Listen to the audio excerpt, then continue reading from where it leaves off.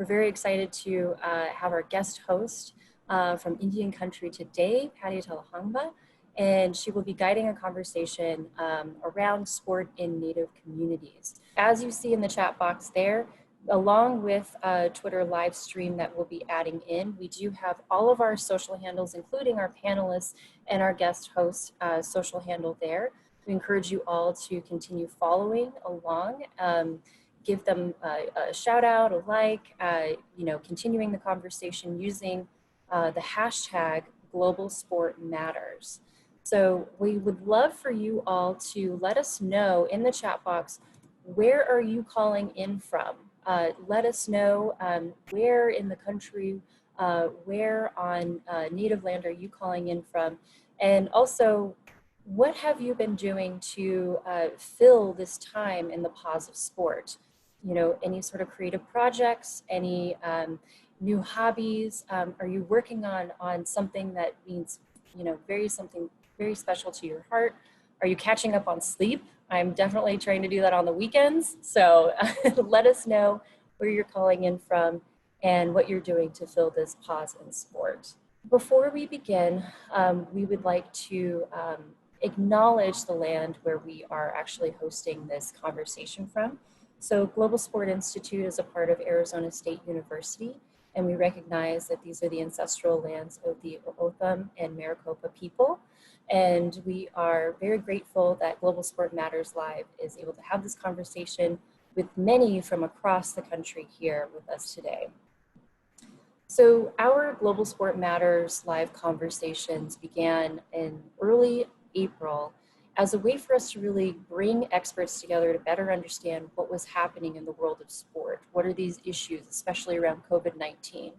From the onset of that first conversation, a question had emerged, which was this idea around the reset of sport. And that can be very personal. It can be a shared idea, but thinking about what reset of sport means, we have continued to have these conversations and will continue to have these conversations on a weekly basis. We hope that, just like you're joining us here today, next week on the 22nd on Friday, we will be having a special live show on race, sport, and privilege. So in light of Ahmaud Arbery's case, we will be discussing with experts what privilege is, who has it, who doesn't, and how it relates to sport. We will be adding that link into the chat box as well. As I mentioned, this is a special conversation that we are hosting in partnership with Indian Country today. We thank them for their partnership and of course our guest host, Patty. I would like to briefly give her an intro before I turn it over to you, Patty. So Patty Talahangba is a Hopi journalist, documentary producer, and news executive. She was the first Native American anchor of a national news program in the US and is involved in Native American youth and community projects. She is currently the executive producer of the television news series by Indian Country Today. And we are very grateful to have her. And with that, let's start this conversation. Patty, take it away. Esquili Kendall, and also thank you for that land acknowledgement of the Huhugam and also the O'odham people here. Esquili, Sangopi, Umiese, ne kutsaku keng mana yan Hopi matsiwa, ne Patty Talahangba yan pahan matsiwa, ne tsitsomobit angka, ne kaawangwa pupati wangwa. Hello everyone, my name is Patty Talahangba and my Hopi name is White Spider Girl. That's kutsaku keng mana. And I come from the village of Sitsomovi on First Mesa on the Hopi Reservation, which is in northern Arizona. And I'm really honored to be here and to be a part of this conversation today, because as I tweeted out, if anyone knows Native Americans, we love our sports. And so having to put a pause on sports activity right now is, it's difficult here. So we want to have a good discussion here today and talk a lot about how sport is impacting our people and what are we doing in this pandemic. We have a wonderful panel here today, and I want to thank Global Sport Matters for inviting me to host this conversation and to have this conversation about the reset of sport. So, of course, as we've been hearing in the news, Native communities have experienced greater loss during this pandemic further exacerbated by a lack of resources, which have led many tribes to exercise their sovereignty by putting up roadblocks and prohibiting non-residents from entering their reservations. And in the headlines, we're seeing this. The number of positive COVID cases in Indian country now stands at more than 5,000. And the death toll in Indian country is around 160 people that we have lost. And a big conversation around that is protecting our elders, because they are the traditional knowledge keepers. And without them, we are in grave danger. A story in the Associated Press reported that COVID-19 was carried from Tucson in southern Arizona by a man who attended a basketball tournament. And then he went drove all the way north to the town of Chilchinbato, a small community in far northern Arizona, and it's on the Navajo Nation. From that, he attended a church service, and that's when he infected several Navajo people. The Navajo Nation is right up there with New York City in terms of high rates of COVID-19. And in fact, Doctors Without Borders has now arrived on the Navajo Nation to help in this pandemic. Later in the show, we're going to be joined by Dr. Michelle Tom, who is Navajo, and she's also a physician at the Little Colorado Medical Clinic, which is in Winslow, Arizona, and it borders both the Navajo and the Hopi Reservation. In South Dakota, as we mentioned before, Sioux tribes are putting up roadblocks. And not only that, they're asking people to fill out a health form so they can see, if they're leaving the reservation or coming back, where they've come from. Are they going to a place that has high number of COVID positive cases? And they're doing this because they're trying to protect their people. So now the governor of that state, Kristi Noem, has threatened legal action if the roadblocks aren't removed. But so far, those tribes are holding firm. And in fact, more tribes are setting up roadblocks because they say it's their sovereign right to protect their people. The tribes have put in place stay-at-home orders, but the governor of South Dakota has not issued one for the entire state. So we're seeing a conflict there, and we're seeing that tribes are exercising their sovereignty. So other issues that we have in Indian country are limited resources like water. So water is used, of course, for cooking and for cleaning, but also for livestock. Now, when you're supposed to be washing your hands for 20 seconds, as recommended by the CDC, that's a problem when you don't have a lot of fresh water. So what is happening in those situations? Still, there's an incredible amount of resiliency in the Native communities, which have throughout history withstood colonization and also pandemics. So togetherness is another part of Indian culture. That idea of caring for one another, our clanships. So when we talk about social distancing, it goes against the very fabric of our communities and who we are as Indian people, coming together, having those potlucks, having those gatherings where if you go to any Indian gathering, there's going to be a ton of food. So, how do we stop that and accept that as we're going through this pandemic? And the idea is no more than 10 people in a room. Don't go into somebody's home if you don't live there. So, and traveling, so all of these issues which Indian country is facing along with the rest of the country, but how does it impact our cultural ways? So we talk about sport, and now sport is hitting that pause button in Indian country, where again, before, togetherness has been the norm. So in this conversation, we want to look at how sport plays an important role in the community relationship building and connecting to culture and strengthening our resiliency.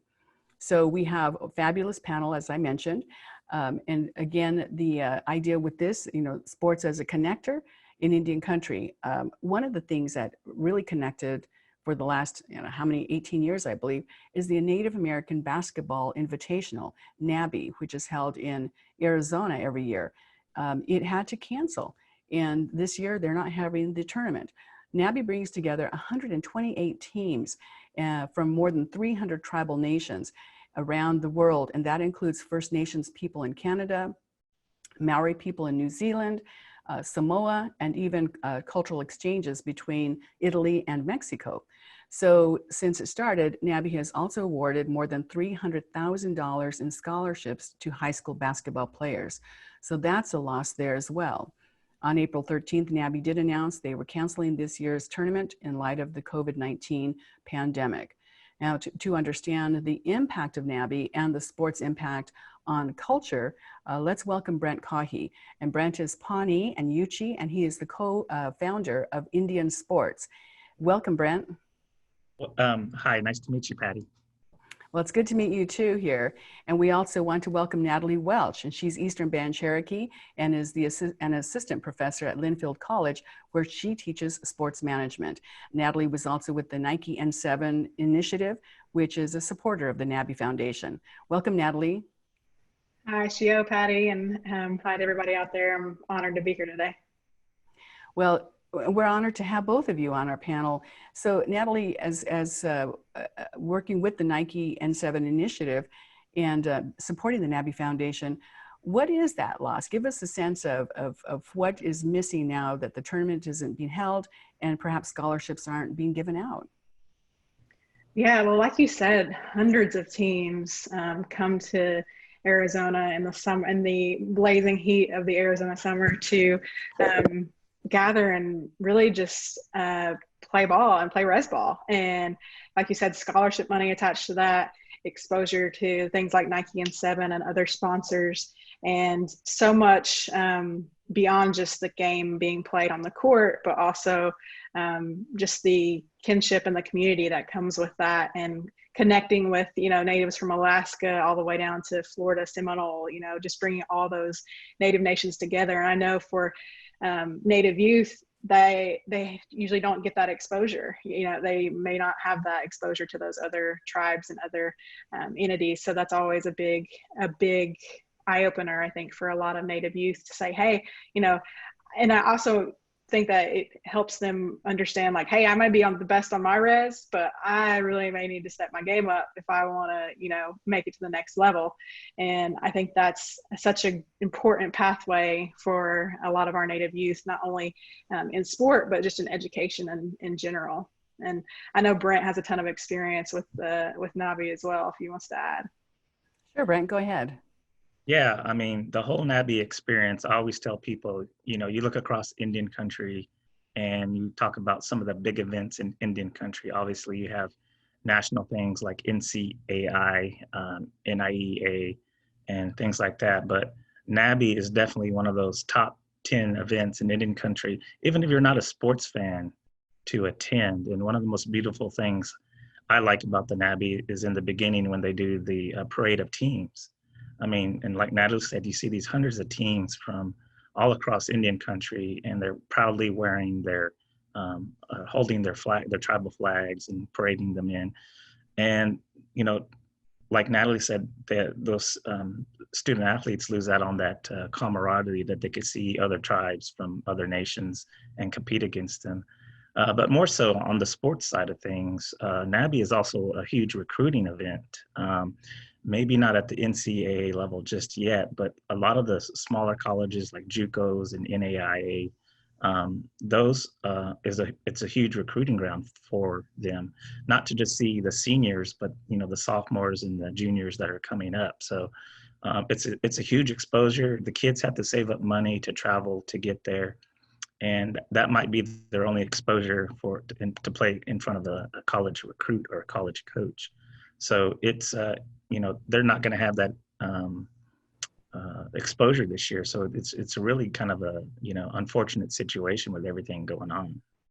Yes, and in the impact as well to the local economy, because the Auction Indian Community Sponsors is one of the major sponsors of the NABI tournament. It's right outside of Phoenix, Arizona. But all the people coming in, you know, we're talking hotels, we're talking restaurants, we're talking other entertainment as well, that, you know, because people don't come just for the tournament. They spend a few more days and they enjoy our hot weather. Right. And, you know, I think there's like 37 tribal colleges, and the ones that do participate in basketball, I mean, every coach is there every year. And it's not just a get together for the players, it's also a get together for the coaches. You know, the times that I've been there, I mean, it's a great networking opportunity for the coaches to get together, for the community to get together and just kind of network and build those relationships. So not having NABI, you know, is widespread across the spectrum by not having it. Right. Yeah, I went down when I was with Nike and Seven, and we did an activation on site where we had, hoops set up out like little mini hoops, and we had a display of all our new Kevin Durant shoe, and you see the youth's eyes light up at seeing that, and kind of just, I think it encourages them to just dream bigger, and so it's hard to not have that experience this year.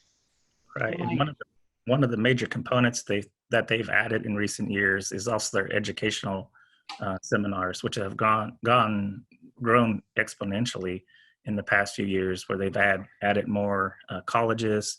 They're adding more curriculum to their program. So, and these are mandatory events that the players have to attend. So the kids are missing out on those opportunities of how to apply for scholarships, how to apply for financial aid and things like that. And that's huge when you think about the scholarship opportunities, and whether it's at a community college to begin with, but then eventually perhaps transferring to a four-year university. So what do you see in terms of having a gap in this, Natalie?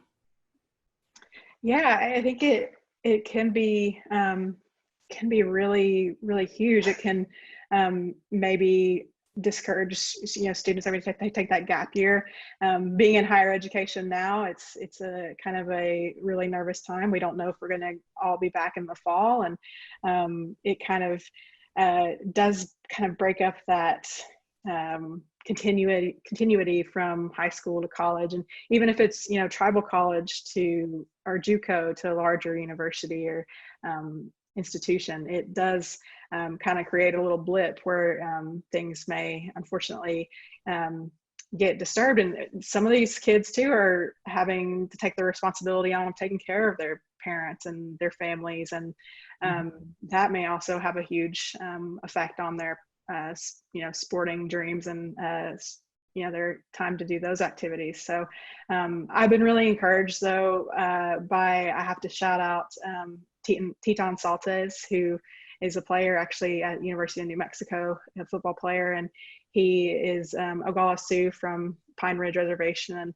as soon as this happened, he went back to the res at Pine Ridge and started delivering water and food to the local community and helping his brother run his restaurant, and still trying to keep in shape for football in case that returns in the fall. So those are the kind of stories that I really love to see, that exercising sovereignty, like you mentioned, and my great mentor Elise Joseph talks about that, and how literally exercising our sovereignty and staying active and being positive and thinking about the strength that we can bring to the situation. Well, we'll talk about that mental strength as well, and also mental health. But Natalie, are we going to go to a poll now? I think Kendall, are we going to go to a poll now? Pardon, Kendall, yes. Yes, thank you. Absolutely. Now, Natalie. All right. So with this conversation, we have our poll. The whole thing about the how do we return? How do we come back? What do we think about this moment? Do we feel safe? This is something that we are exploring, in our institute. But we wanted to ask you all this polling question, since a vaccine is not readily available and may not be readily available for a while, and thinking about sport and thinking about yourself or our youth, we wanted to ask you all a polling question. Does the wider availability of testing before we have a vaccine, does that make you feel safe about yourself or your child engage in moderate risk sports like basketball, like volleyball, like softball and baseball? So we're going to go ahead and launch that poll and let us know if testing makes you feel safer, even if there is not a vaccine available. Thank you, Kendall. So let's talk a little bit about that, the idea of stress and the concern about when is it safe to go back and play sports, because you go to any res and you watch them play some res basketball, they're on top of each other, they're jumping, they're sweating, and all ages. So or softball's huge on my reservation in the summertime. So any of these kinds of sports that have that potential of, impact, which pretty much they all do, except even running to extent. So Brent, what are you seeing out there? It's funny that you're talking about that because I was there at the men's basketball Big 12 championship tournament on 0 day, or the next day, day one, when all this, I remember it clearly, the night before, one of the NBA players had tested positive. And that just kind of sent a shockwave through the sports world. The next day, I show up to the Big 12 championships because I was covering Lindy Waters, who was Native American from Oklahoma State, and Kamaka Hepa, who's Native American from the University of Texas. And that morning, it was quiet, and we arrived for our pre-interviews with the coaches and stuff like that. And right out of the blue, they said, we're going to have an emergency press conference here in about 15 minutes. And then boom, that's when it started that morning, about 11 o'clock. The Big 12 cancels, the SEC canceled the tournament, and all these Power 5 conferences throughout the day it was a domino effect, and they started canceling the tournaments. And, going back to your question, what a lot of people don't see in college and professional sports is the behind the scenes. I was at the Big 12 Sprint Center in Kansas City, and it takes a small army to run that tournament, because you have concessions, you have security, you have ushers, you have people bringing supplies and food, and you have workers who are doing TV and interviews. And so there's a lot more into sports than just the actual, the game itself. And so those are the concerns moving forward, is how can you secure your environment? And testing is good. It's a start, but it's not going to be the solution until they come up with a vaccine, because you would have to essentially, like what baseball is trying to do, is they're trying to isolate all their games in Arizona and make sure nobody leaves the area, stays in the hotel, which is essentially what you have to do. So there's a lot to what most people don't realize. You got referees, you got clock operators, all these people you have to take in consideration of their health. And one of the NBA commissioner, I think, was even brought up the issue of even some of the head coaches who fall into these high risk categories of their elderly, their age, their medical conditions, they're at risk as well. So there's a lot to making sure the environment is safe to compete. Is number one, the players are safe, but then number two, you have all the support personnel that have to be considered as well. Yeah, Absolutely. It's kind of scary too. Like just over the last weekend in Missouri, they had a huge softball, baseball tournament, youth, and it just you just get kind of wary, because I just feel like there's so much unknown still with this. But I have been encouraged. I know, Patty, we were talking about how, like softball and res ball is so popular, and stickball is huge in Cherokee, and they would just now be gearing up and practicing. And they've unfortunately they've been trying to just stay in conditioning on their own. And but it has been encouraging to see. My tribe, they were lucky enough early on to shut down our borders, and because we're in the kind of the Great Smoky Mountains, there's a ton of car traffic that goes through. And so because of that limitation, the roads are pretty dead. So I've seen tons of people getting out on bikes, and families are able, because kids are out of school. So families are getting out and biking and hiking and walking, and just being active in that sense. So that's been definitely a positive, even though we may not have the team sport and the youth sport at the moment. The families are kind of finding alternatives to stay active as the weather's getting good. And it's been cool. We were just joking about, gosh, seeing a bunch of natives in bike shorts is not great, but we'll make it work. Oh my goodness. Well, it is, I think that, understanding how you have to stop some activity and then trying to get to that point where you feel comfortable to restart. So if I heard you correctly, the city is holding basketball or baseball tournament, softball tournaments, but the tribe is holding back on the stickball competitions. Right. Yeah. I had just read a story about a youth tournament up in Missouri, And but in Cherokee, where I'm from, they've been able to keep everything kind of restricted and keeping people safe. And something that my good friend Alvina Begay talked about too is for her, she had kind of a scare where she's a nutritionist and she works kind of in that healthcare, and she had that scare of like, she thought she may have had it, and she was like, she used running as kind of her test. She would go out every day and run and see how she felt. And I've been feeling similar too. It's like, I feel like if I can get out and run and, you know, keep my distance, and I go out of the way to like go off of the, you know, if I see neighbors or something, I will definitely, you know, go out of the way. But running helps, I think, just kind of gauge that health for sure. And I think it's been a good alternative. Yes, I interviewed a man who survived COVID-19. He is from the Meskwaki tribe in Tama, Iowa. He was in the middle of training for an Ironman competition, and he runs marathons. He's a police officer. He's very active. COVID-19 put him in the hospital and in ICU for 8 days. And when he came back home, he had his oxygen tank with him, and he said, "I can't even go up the second flight at the stairs at his home." You know, he said, "I get winded. I'm on oxygen, so it's going to take a long time to recover."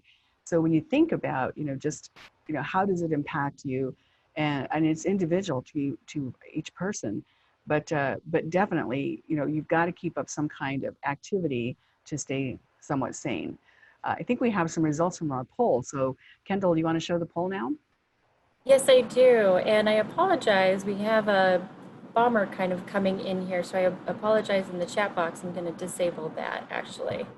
So we're just going to get rid of that. And these are our results from the poll. Many people are saying not really. If the wider testing comes before a vaccine, they aren't really sure that they're going to feel as safe with those moderate risk sports. Wow. So they're pretty not really, no, and somewhat yes. And yes is very low. Okay. Well, that's an indication again of how people are feeling when it comes to this pandemic.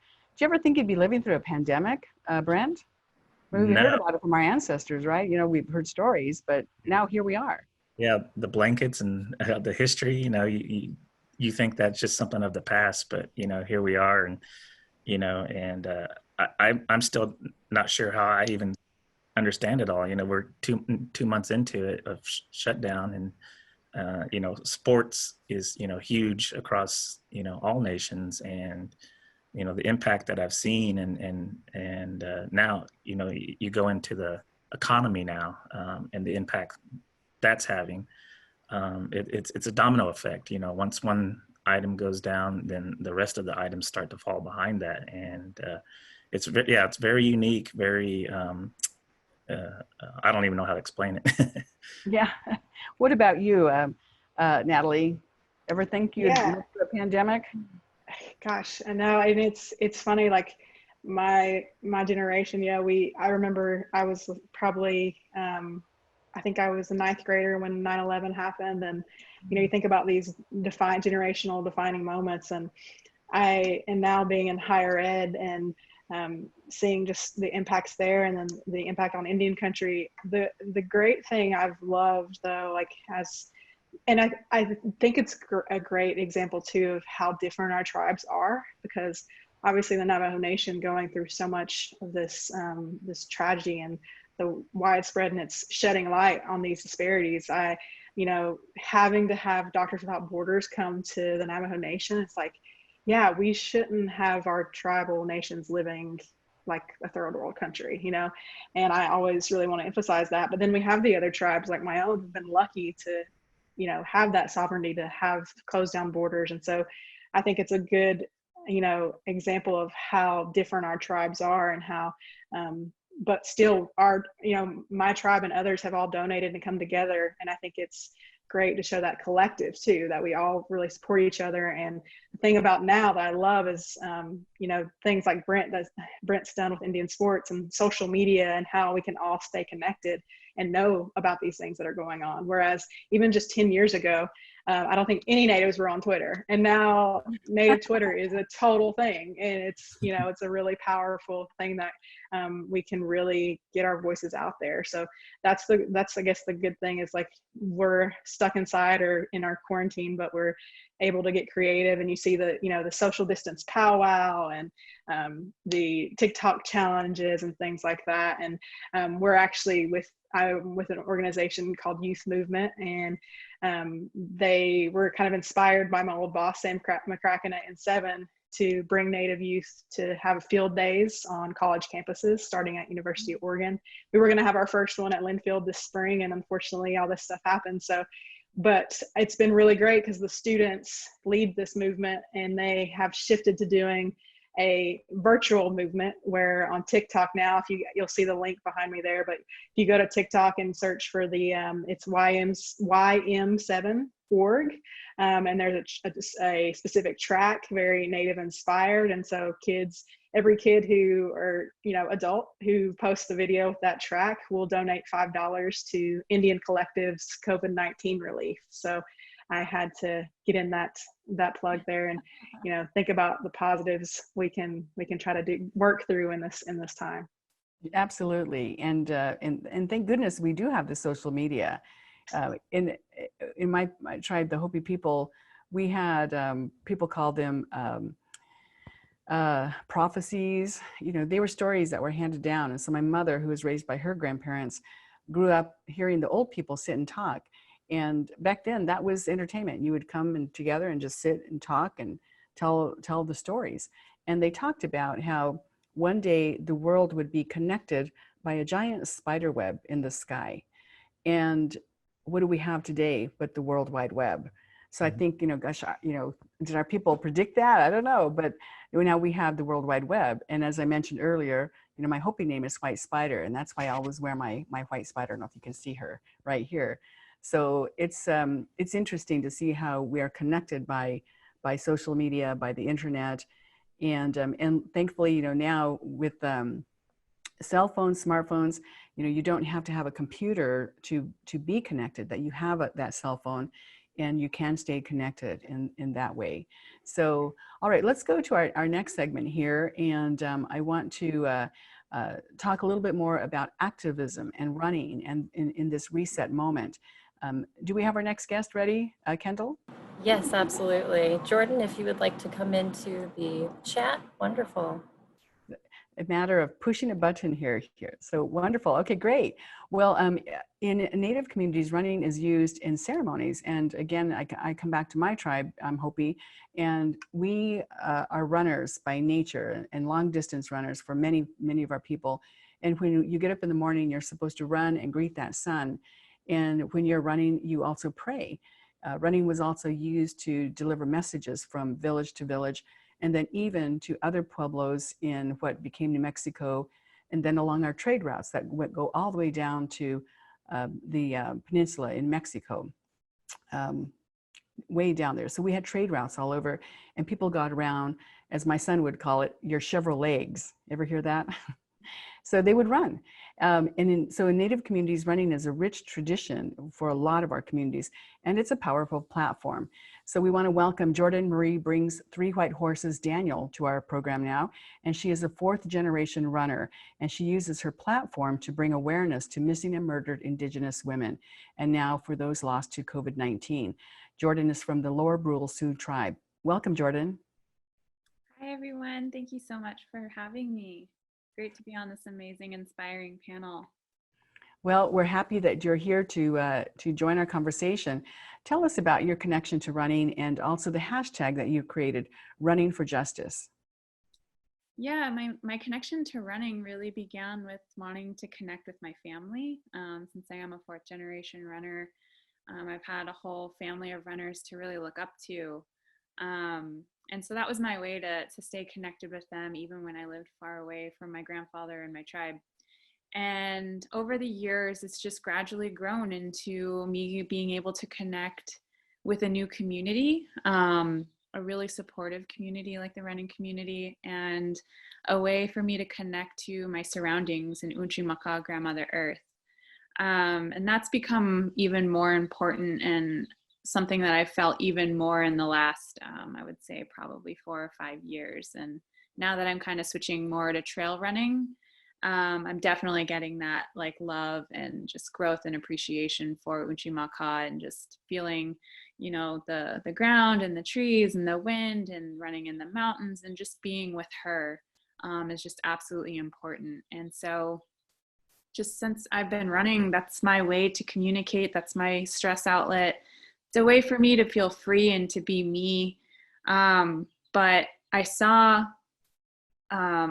a need for visibility for our missing relatives, our murdered relatives. And I saw all of these amazing people, all of our relatives that are organizing, that are families of their missing loved ones, just organizing on the front lines and taking on this really heavy responsibility and this burden that they shouldn't have to, because law enforcement and the government is not doing anything or not nearly enough to what they should be doing.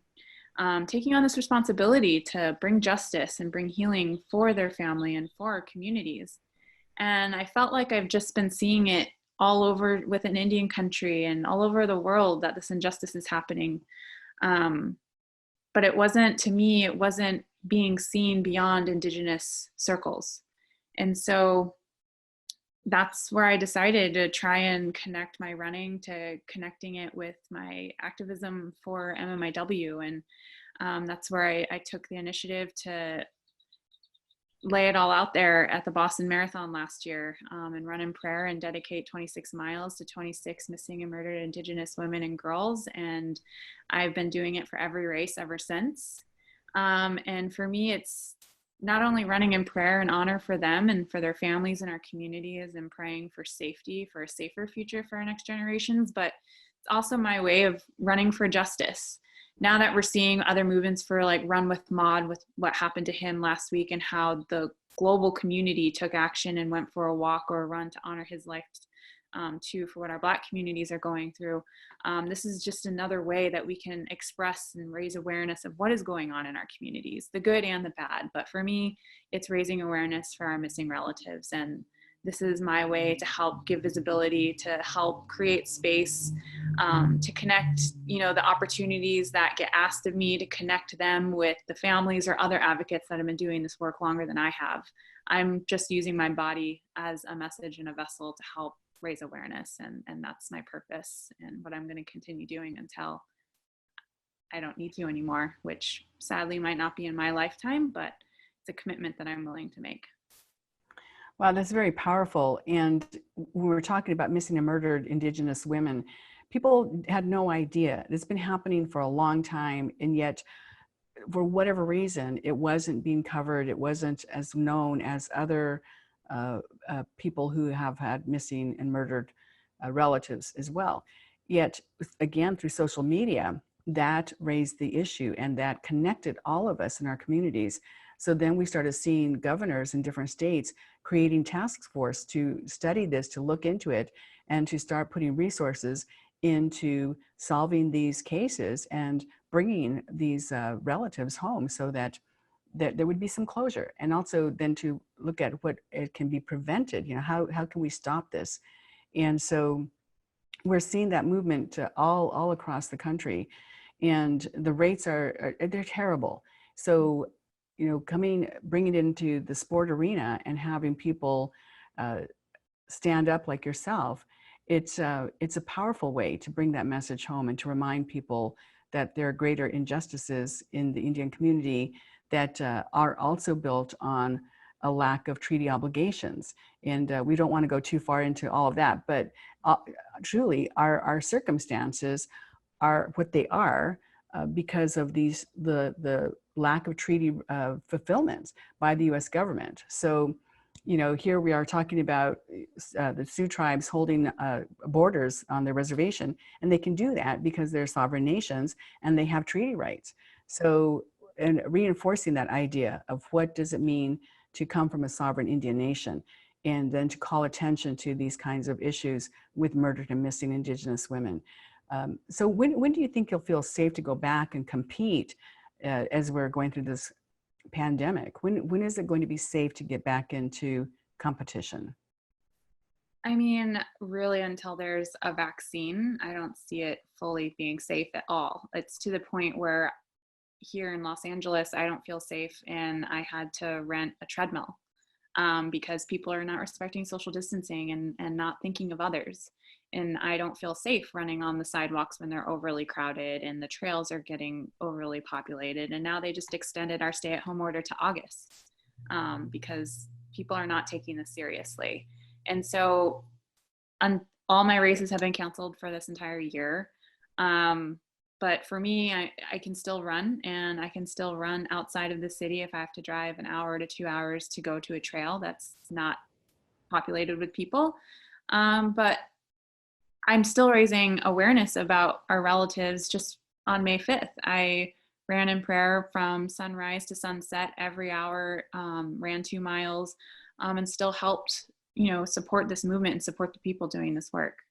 And so even though things look weird in our sports world, there are still ways for us to still stay fit, still stay connected, focus on our self-care and health and wellness, but also there's probably even more opportunities to support these efforts and help raise awareness and keep talking about these issues so that they don't go unnoticed. Because our missing relatives, as Anita Lucchesi put it best from Sovereign Bodies Institute, is like they've gone missing 3 times, once in life, once in the media, and once in the data.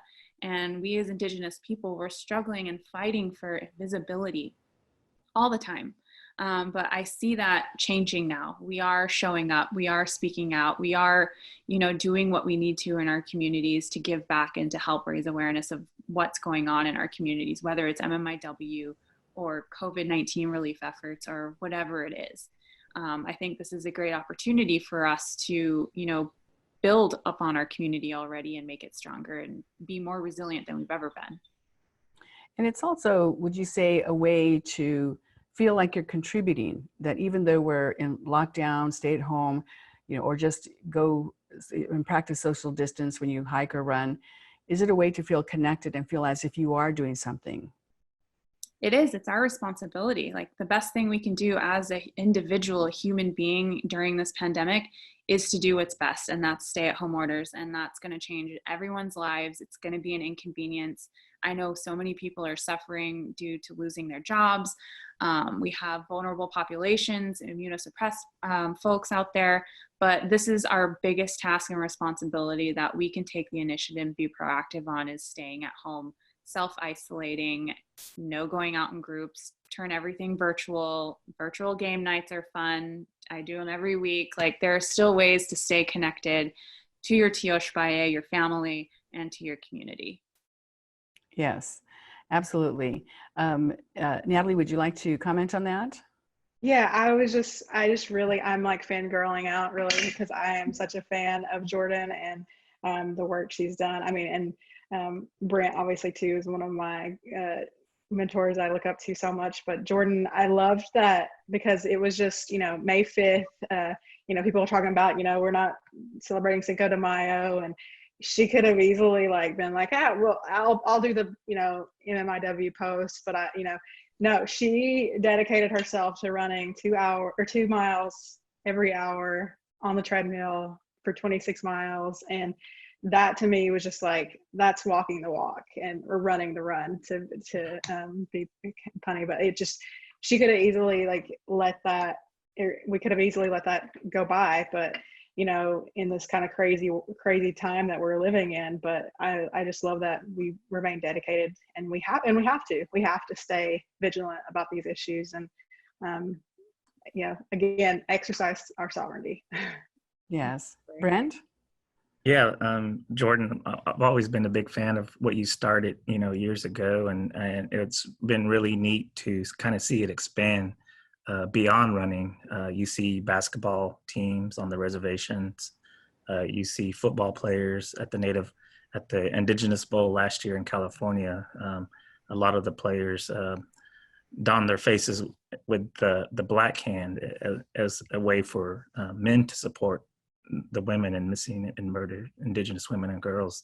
So your platform has reached every reservation, Canada and United States. And anytime I see your content, I'm always trying to put it out there in social media for you. We have such a huge following on social media with Indian sports, and I understand that impact, and I'm always safeguarding what information we try to put out there. But your stuff, I'm always proud to put out there and help you with your help Indian country with this phenomena. Well, Well, thank you. It is a movement that everyone recognizes now, and you're seeing the handprint, but you're also seeing it on clothing and items and such. So people are raising that awareness, and images, are really important. So when you have a strong image like that, that sends that strong message, and people will stop and say, what is this? What does this mean? What are you talking about? So raising that issue. When we look at the reset here in the pandemic and in the sport world, what do you think will come out of this, and as the new normal when it comes to sport? I'll start with you, Brent. Well, I think what you're going to see, having proper facilities is always huge to sport. The appropriate equipment, the appropriate place to train. And as we see these community gyms that are shut down, access to weights are shut down, I think you see people who are finding solutions to those problems and say, well, maybe I don't need this, or maybe I don't need this after the pandemic, and really getting down to, because, sports is an industry, it's a business industry, and someone's always trying to sell you the next big thing, the next big, I play golf in my spare time, and there's like 3,000 golf things to make your golf swing better. But really at the end of the day, what you need to do is just practice. And when it comes to sport or running, like Jordan said, she can run anywhere, and she's going to continue to run anywhere. I think with sports, you're going to see, in a lot of the media, we see these reservation pictures of these old hoops on the reservation where there's just dirt. And then the coaches and players and college recruiters are telling us we need a $3 million gym to be better and stuff like that. But it's like, well, no, if you can do what you can do with an old dirt court and rusted out hoop, you're going to be better when you finally get to the court, So maybe going back to a little bit grassroots efforts to probably how I played sports in the dirt, when I was playing sports in my younger days. We didn't have those facilities. So yeah, we had to use the dirt ground. But I think what you're going to see is people getting back to the basics in life, not just, they don't realize they don't need to go out and eat 3 times a week. They can stay at home, So I think that's probably what I would think would come out of this. Okay, that's interesting, going back to the basics, because we're seeing a rise in people trying to figure out how to grow food, gardens. They've never done that before. And now they're like, oh, what do I do? So I think that's very interesting. And it's not a bad thing, going back to the basics. What about you, Natalie? What is that? I love that. I love that idea. And I never forget when I moved to Portland, and the hip thing was to have a garden, and I was like, my grandpa's had a garden his whole life. We're built for sustainability, and we're kind of the original climate protectors. And so I do think that this will kind of bring everyone a little bit back down to earth of like, hey, maybe we should really consider the impact we're having, and things like gardening and fishing and hunting when it's done in a way that's done for sustenance and not for sport. But then, like Brent said too, I think you're going to see a lot of new hoops on the res, and the family. I think the family unit is really going to be reinvigorated by this. And I think all of our Native communities, we always emphasize family, but I think more than ever, it's going to be really close and doing those things. And I'm really interested to see what happens, with higher ed and with sport, and thinking about, I think there's already been a little bit of change towards that virtual reality, alternate reality, and what that might look like. And some of the leagues are putting pictures of fans up in the stands instead of having actual fans there. And I was like, man, if we just had our avatars, we could just have everyone there in person. So you may see, I think, not only the playing of sport, but the consumption of sport is going to shift. And we'll see, I think now more than ever, Native people are going to have a voice and have a place, kind of a place at the table with the way I think our social media and the momentum of all these events, and just unfortunate events like the Navajo Nation, they do at least open the eyes a little bit, I think, to the kind of greater communities around us, that we're still here and we're the original survivors and resilience, and we're doing things right, and how can we lean on those traditions in this kind of modern time. Right. And we're hearing, at least of the people I've been interviewing, it seems like everyone is boiling their cedar tea, and they've got their sage, and they're going back to those traditional ways of healing and protection. And it's nice to see that. It's nice. I had a request from a friend who he lives at the Veterans Home here in Phoenix, and I said, "What can I get you? What can I bring you?" And the only thing he wanted was some sage. So I said, I can do that. And I brought him over some sage because he didn't have that. And he really felt that need to have that connection. So, we're seeing people reacting in different ways. But Jordan, what about you with the reset or the change that you see, for the sport world? Yeah, I think generally speaking, I think we're going to start seeing people moving towards sustainable methods of living. I'm seeing tons of people going back to traditional medicines and planting gardens and, trying to do all of this stuff that's connecting us back to like our roots and decolonizing our ways of life right now. And I think this is a great opportunity for us to practice decolonizing our lives. And I think we're also, I think we're going to start seeing some pivots in terms of either athletes or organizations that are sports focused and health and wellness focused, starting to pivot in terms of providing support for our communities, because as Brent was saying, a lot of those gyms are now closed, like the Boys and Girls Club. I know when I was volunteering at Penobscot Indian Nation back in Maine, there were a handful of youth, who looked forward to going to those programs after school because they didn't want to go home. We have people during this pandemic, that their lives are potentially in danger, living with their abusers. We have kids that may not feel totally safe at home, and we have to think of what's happening for them in their situations. And so I really hope as athletes, if we have a platform, we can start talking about this. I don't know if we need to collaborate together to create a program that can provide support for our younger youth to address these issues, or partnering with other organizations. But I really hope we do see a pivot where we can provide this support, that now that we don't have sports, that we can still find ways to support our people in this time of need. I'm glad that you mentioned younger ones too, because their mindset is different than, say, a teenager or a young adult.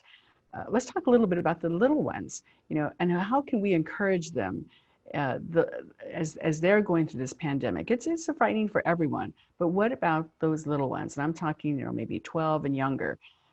How do you encourage them, Brent? Well, I think what you see, we talked about it earlier with the advantage of, social media and technology and the platform that we're on right now. I've seen a lot of coaches who coach various youth travel teams, and they're engaging with their student athletes who are those ages and older, obviously. And they're encouraging them to work out, communicating with them, catching up with them, making sure they're okay, they're doing fine. And you see high school coaches engaging with their athletes by saying, here's a workout, you have to post a video on the Zoom platform when you're done. So, embracing this technology to some degree, but then tying everything back to community. And we really need to put down the screen and turn off the laptop and just communicate, like the 40s and 50s, before we had all this technology, sit down and have a conversation and have a meal and, and really kind of engage with each other on a personal level. And I think, but using the technology, you can still do the things that you normally would do with training and for your sport. But I think from what I see, just really engaging with the youth, whatever method you can use, whether that's Twitter, whether it's Zoom, and whether it's text, and just making sure you're staying in contact with those youth. And checking in on them. Mm-hmm. All right. Well, we're going into our final segment of our program today, and we're joined by Dr. Michelle Tom of the Navajo Nation. And she's a physician who returned home to advocate and serve her community. She started working at a hospital in Winslow, Arizona, a little more than a year ago, March 2019. And now she's on the front lines of COVID-19. Welcome, Dr. Tom. Hi, thanks for having me. Sorry, it took me a little time to get on. Had a busy day. But thank you for having me. Appreciate it. You are out saving lives, so that's okay, right? If I get one thing, then yeah, I'll take that. I'll take that. Okay. Well, we are so happy that you're here joining us. And in your honor, I brought I don't know if you noticed this, but can you guys see that? Yes. I'm holding it? Okay. Yeah. I was the honorary coach for the team this year during Native American Heritage Month. And I have to tell you, my coaching is my record is 1-0 because we won. Oh, see, you're off to a great start. A great place to get it. Your first win is at ASU. See. That's right. So I went to ASU as well. Hold on. Sorry, we have to have our moment here, people. Sorry. So I'm happy that you're here joining us today. And we're looking at. We always hear that saying, grow up, go to college, get your degree, and come home and help your people. And you truly have done that, working at the hospital there in Winslow, Arizona, which is on the border of both Hopi and Navajo reservations, and on the front lines of this pandemic here. What in your career at ASU, as a starter, as a captain of the basketball team there, what kind of skills did you learn there that you're using now? One of the biggest things is communication. When you're on a team, being a captain, even being a freshman, knowing roles, right? Knowing your role. And sometimes with freshmen, you don't want to know your role, right? You're just there to practice. You're not going to start, but then also communicating as a senior or a point guard on the floor, right? That's kind of the huge thing. And that you're not going to be successful by yourself. You're just, no, that's impossible. Learning that and taking my team anywhere. If I go to the outpatient clinic, usually I'm the only doctor there in the supporting staff, who are amazing and specialists in their own right, like nursing, their immunization schedules, and they're just on it, right? Same thing with security, people out there, and I look for them to kind of get the cohesiveness to get patients in and out safely. And that's kind of what I've used in the basketball court. Who's the great shooter I'm going to give to at the end of the game? Who am I looking for? Because I know we can do a fast break. I'm going to get it out to that person. We're walking towards the bench or getting out of the huddle. Like I know you can beat your girl. Like on this next one, go. I'm going to look for you. So that's kind of the same thing that you take with the nurses, medical assistants. They're my eyes and ears before they come in, right? They get like 3 or 4 checks before they come in. Security has to see them, the medical assistant has to see them, the nurse has to see me as well. So I try to give them as much empowerment as I can, because we are working as a team, and I'm not going to get anywhere without them. So that's kind of how I've used what I've learned as a basketball player, but as a team sport, and that's why I love team sports so much, and that's why I love basketball so much. Wow, that's wonderful. Being right there on the forefront at a border town of your reservation, how do you think your community is handling this and faring in this pandemic? This is probably the worst we've had it, aside from like smallpox, right, and things like that. It's kind of a broader scale. We all at least can connect to each other. And I think that's the beauty of it. We hear about the bad things of COVID, especially with me every day. Every day I see a positive patient. Every day. When I'm in the hospital, I'm taking care of a positive patient, or I send them out, Even yesterday, we had a guy who came in with his wife, his son was driving, who was completely asymptomatic. He didn't look good. Got him the urgent care doctor's like, hey, saw this in car triage. He's like, yeah, this is what I'm worried about. We had to send him out. Now, and now he's not going to have any visitors. So, and then I tested the son and the wife, because they live all together. Asymptomatic, no problems. They're both positive. And I think that really, it doesn't ring a bell to people that I had to stop them because they ended up dropping them off to urgent care and then they left. And I'm frantic. I was like, no, we got to test you. And they're on their way to Walmart, you know, and they had no symptoms, nothing. And his test came back positive, theirs came back positive. And so we have things like that, right? We hear about intubation and people are not making it. But you also see the beauty in it. I mean, I've had so many emails and calls and like, how can I help? What can I do? And me trying to do the same thing, you know, like, yeah, you're helping me, but what can I do for you? You know, it's not just Navajo, you know, we got the Pueblos, the Zunis, there's stuff, they're going up. You know, we may have gotten a lot of the media attention, but it's not there. It's all Indian country. And so trying to work as a framework for the whole United States, all indigenous. You know, when I go on these things, I talk about the same thing as Navajo people. Yeah, it's all the same. We've all had to deal with the same type of treaties broken. And so I'm trying to use that platform as a whole. And we've kind of come together. It's amazing, you know, I had people from other tribes donating masks, you know, and it's amazing. So as much as I can possibly give back, I plan to. Trying to do more with fundraising. So it's just not hitting this area, but hopefully I'll get something like even Hopi, right? We're going to donate a lot of stuff to the community centers. I have Hopi patients, I have Apache patients. And I think that's what it is for me, is just seeing all these Native tribes starting to come together and working together. It's been awesome. It felt good. It feels like Native ball, right? Yeah, because it doesn't matter. We're all playing ball. We all have the same love for it. Yeah. But I've had so many teammates from all different tribes. I know anywhere from Miccosukee to New York tribes, Canada, Seattle, all the tribes up there, Montana, you know, Ruth Buffalo, I played with her right out of college. We're good friends. Jody Archambault, you know, it's been amazing. So I think that's the beauty of this. You know, in some disaster, you find people just coming together, and that's what's happening.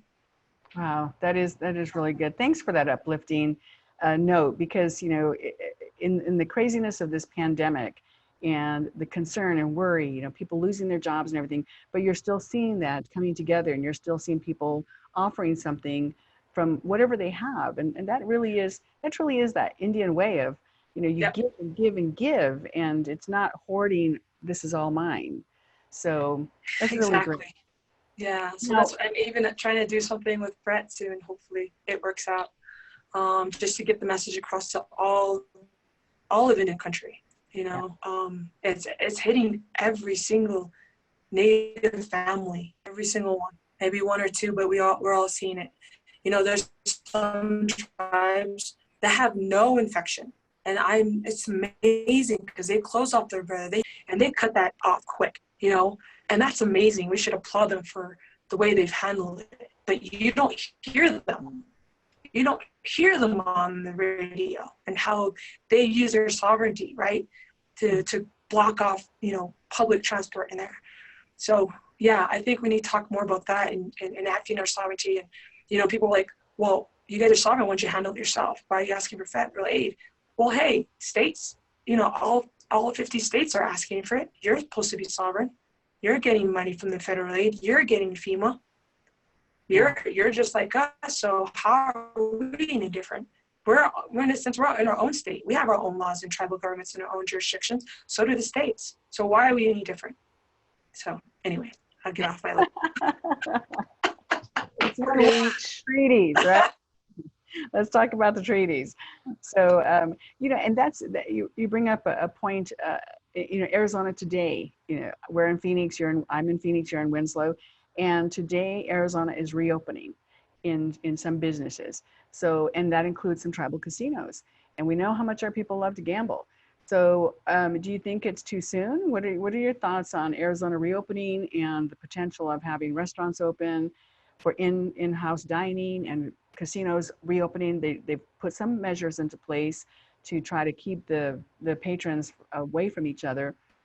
What are your thoughts on reopening? I am going to speak from a public health perspective and a physician perspective, and someone who has a degree in master's in studying epidemiology, biostats. According to the numbers, according to the stats and to the numbers and increasing rates of death, that question is answered. We have not seen a plateau on the Navajo Nation. The other night, unfortunately, in a college campus that I'm familiar with, they had door-to-door packed 2 days ago. There was not practicing social distancing. There was a line out the door.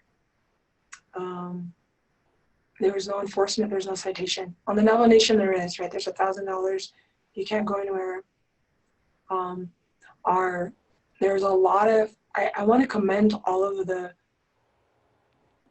so far, movie theaters, including our own, Winslow Theater, who said, no, we're not opening. I care about my community.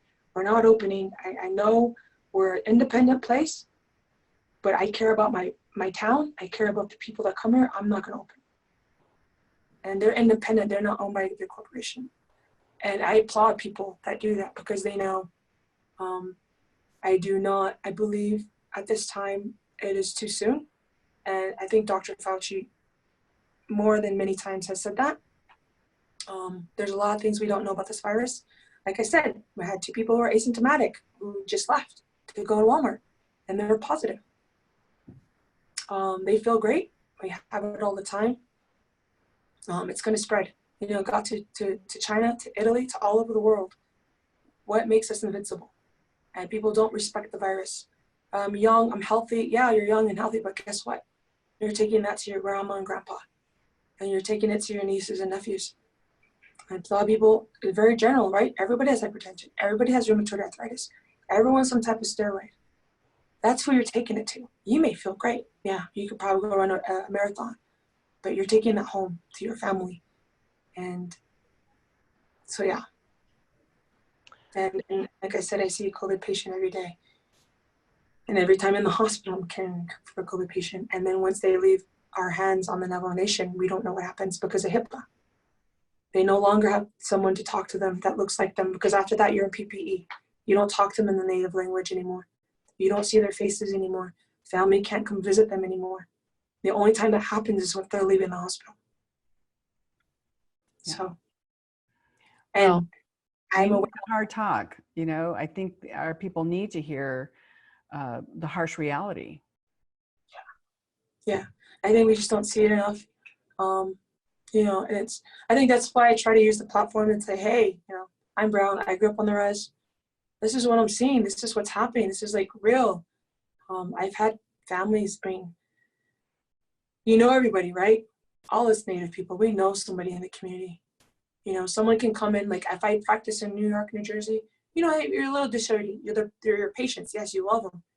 But it's not like you know them as a relative. That's my cousin, that's my brother. I used to play ball with them, or they're in the dorm with me, or they went to high school, or something. Oh, I saw you in Sherman, I saw you in Pawa. These are all our family, and it's different. You know, it hits harder. And so I guess I'm glad for all the tribes that have decided to close things and stay closed in a sense of economy.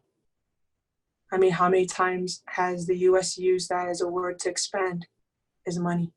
And we've given already too many lives. Our ancestors gave too many lives to expand, to get money, to get resources. So how is this any different?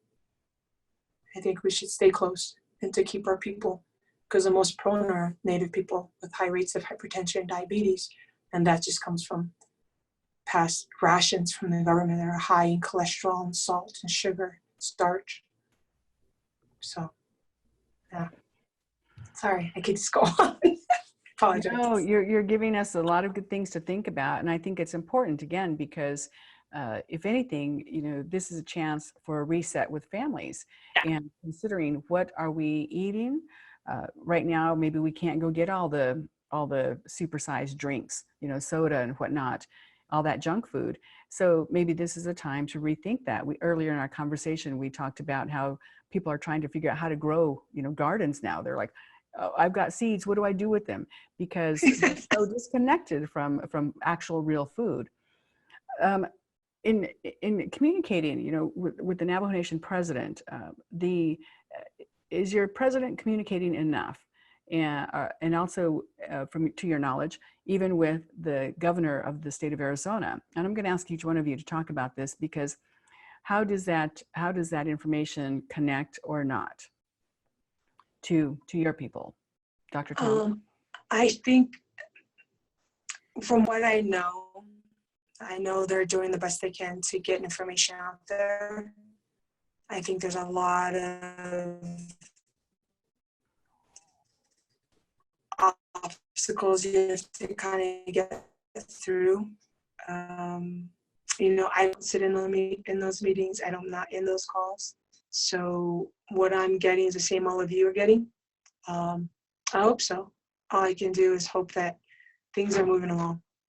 On the ground, I'm still trying to do like relief efforts just to get the PPE directly to me so I can get into the community, right? So all I can do, things that I'm doing, I'm able, that I'm a part of and that I have control over, to try to bring that into the community. And not just because our facilities are doing amazing. Now it's, we have the infrastructure to get ships. We have the infrastructure to get these things, but it's a community that's not been able to get these things. So that's what I'm doing, trying to get them as much as I can. And I do it with, if people want to help, UnitedNatives.org, start collaborating with other organizations too. Like Indian Collective, trying to help each other, seeing what we could do. That's what can we do is do this on the ground, grassroots. I think that's what we're most proud of, because I can get a shipment. Like I got a shipment yesterday. I gave it today. I stayed up late, packed them with my team. We got it out. We went to a nursing home, Soaring Eagles, just like that. No paperwork involved, no blah, blah, like here. And that's what it's about, is just handing it between two people and it's fair. Sometimes it's not so easy that way with certain things. So anyway, you can, so I'll let these guys talk, sorry. Well, thank you. Natalie, when it comes to communication with your tribal leadership and the state leadership, what are you seeing there in the consultation of reopening the state? Yeah, it's been really interesting, because our tribe was one of the lucky ones that got to really enforce the closure of the tribal borders. No one was allowed on the reservation without a tribal ID, and it was being monitored 24 hours a day, our borders were, and a lot of tourism goes through our area, and so that's been a huge impact not only on North Carolina, but Tennessee, Kentucky, South Carolina, Georgia, and we've seen those states, especially Tennessee, is pushing to open, and I've been just so nervous seeing this stuff happen. And luckily, our tribe has been able to really lead the way and create their own messaging. They actually had a feature on the North Carolina PBS about the Eastern Band, so that was really, really great to see that. But I know they are working really closely with our North Carolina government around the casino. That's a big and huge reason why we were able to do what we were able to do, and why we have our hospital that's able to test. And they were able to test people who were asymptomatic, and really wanted to test one in every household. So it's been really inspiring to see that, and see them say, hey, we're gonna see what the state's doing, but we're not gonna sacrifice our people. And and I think now it's face mask anytime you're out on the reservation. So it's been cool to see that, and it's I think it's a good learning point for the rest of the United States, that hey, we need to, I think, take caution, and just consider myself really lucky. And Oregon, I was also teaching there, and seeing the governor there really take charge and say no large events through September. And that's already seeing impacts, because University of Oregon was supposed to play Ohio State university and football in September. So we're all just kind of waiting to see what happens there. But she's really led the way as well as being super proactive. So it's been encouraging to see those that kind of really try to stand up for the people over the money. So okay, here's my second plug. Thank you. When you said end of season, I'm a huge Phoenix. Can you guys see that? I'm a big Mercury fan, WNBA, and it should be. I mean, we got Scott Dickens now too. Hey, and then back in the day, we had Rinaldi Vicente. Yeah, for sure. We had Breon January them friends, so it's pretty cool. Oh, I miss. Okay, I can't stop me. It is forever. But when you're saying, I'm bracing myself for the whole WNBA season to be canceled, and it's breaking my heart. But we have to be safe. So before we wrap this all up, one word. Think about one word that you want to describe Indian country. And that could be your own personal tribe or just Indian country as a whole in coming through this pandemic. And but I'm going to ask you to not say resiliency, because we know that.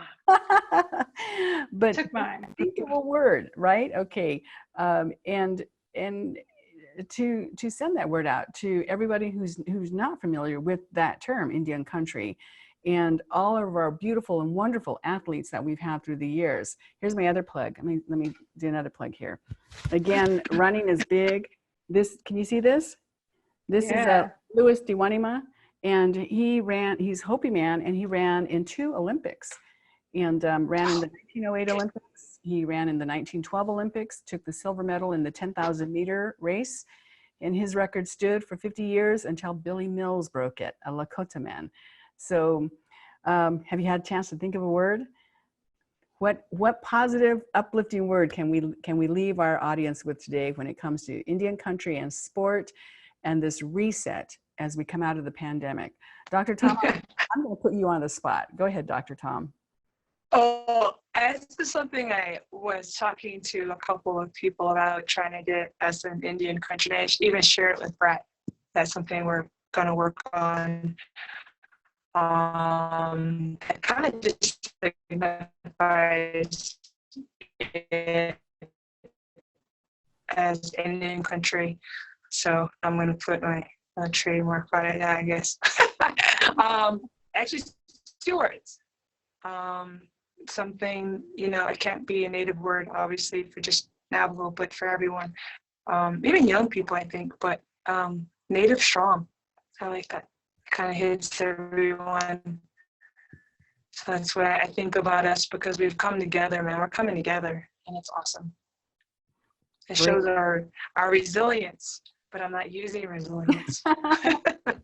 Okay, you got it in there. Very good. Thank you so much for joining us, Dr. Tom. All right, guys. You guys, keep taking care of our people. Esquilly, thank you. Yeah, will do. Thanks for having me on. I appreciate it. All you guys. Nice seeing you all. I haven't really met some of you in person yet, but maybe one day soon we'll get something going on. Maybe some big sporting event in Arizona, maybe at Euchee, maybe. That's a little hint, maybe. It's a little hint, but we'll wait for that announcement later. Okay. I think I hear a promo in there, a tease or something. Maybe. Okay. Natalie, what's your word or 2 words? I'm going to go super res, and I'm going to say Scoden. Scoden. Hashtag. I like we got to persist. I'm writing these down. I love them. Okay. Brent, man, you're last. Go for it. Oh man, you put me on the spot. Each one of you have taken the word that I was going to use. Let me build on Dr. Tom instead of, she's trademarked, native strong, but, add your tribal, whatever tribe you are, Pawnee strong, Cherokee strong, carry on with that. Yep. But, and then the word that Natalie stole, I was going to use, but now I'm going to say, I knew it. We're determined. We're determined to get through this. We're determined to grow from this. We're determined to be stronger from this. So I'll use that. Very good. All right. Well, that's pretty good, you guys. I threw you the ball and you caught it. Okay. And I was, my bad timing. Jordan had to leave us earlier, and she had another event to get to. So I apologize to Jordan for not calling, recognizing her and giving her a chance to say something before she had to leave. But I do want to thank all of our panelists here for joining us today and being a part of our conversation. I hope the non-Native people out there learned a little bit about Indian country and understood a little bit more about our traditions and our cultures when it comes to sport and how important they are, and in many ways teaches us traditional values. So I want to again say thank you to ASU and Global Sport Matters for inviting me to narrate or host this conversation here. We're going into a weekend. People think before you go outside, think about your elders, and be safe, in your environment, and continue to get that exercise to keep that mental strength about you in this pandemic. So Esquili, really appreciate being here, and I'll turn it back over to Kendall now. Thank you so much, everybody. We really appreciate this insightful conversation. Thank you, Natalie, Brent, Jordan, Dr. Tom, thank you so much. And special thank you to you, Patty, for really just guiding this discussion and giving us more to think about. This is all of us in this time together. It's not you or me, it's us. So, we unfortunately had to disable the chat, and I apologize to everybody for any inappropriateness that happened there, but we would love to follow up with you all. We will send you a survey link. We are continuing to promote different sorts of areas that you can continue following the conversation with ourselves and our partner for this conversation, Indian Country Today, of course. And for any of you who are looking to support those in the Native communities, we will be sure to gather those great resources that were mentioned here, and we will share that with you all in a follow-up email as well. So panelists and Patty, if you would like to go ahead and exit, I'm sure that you have so much to do. There's a lot going on right now, but again, thank you so much from all of us here at Global Sport Institute, ASU, and Global Sport Matters Live.